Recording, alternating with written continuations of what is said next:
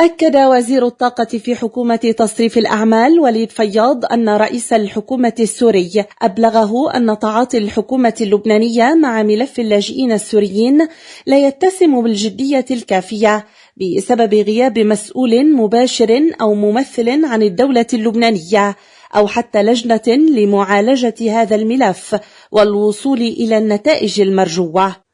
وقال فياض في حديث للإعلام إن زيارته إلى سوريا لا تتعارض مع قانون قيصر، وقد أتت بالاتفاق مع رئيس حكومة تصريف الأعمال نجيب ميقاتي وبعلم من وزير الخارجية عبد الله أبو حبيب، والهدف منها هو تكريس علاقة رسمية مع الجانب السوري لتأسيس قوة أو لجنة رسمية على أعلى مستوى يرأسها ميقاتي لمعالجة كل القضايا المشتركة، مشيرا إلى أن اللقاء الرسمي الأول خصص لبحث ملف المياه المشتركة.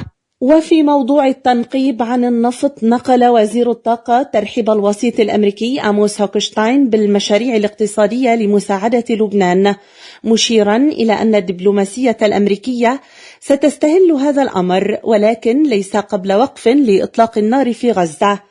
وإذ رأى أن لا سبب سياسيا لوقف الحفر بحد ذاته، اعتبر فياض أن ملف التنقيب بشكل عام هو سياسي، قائلا: إحصائيا أؤكد أن هناك غاز في لبنان، أما لماذا لم يتم الحفر في مكان آخر؟ ومتى سيتم الحفر من جديد؟ ومتى ستسلم توتال تقريرها؟ كل هذه الأمور خاضعة لبعض التسييس.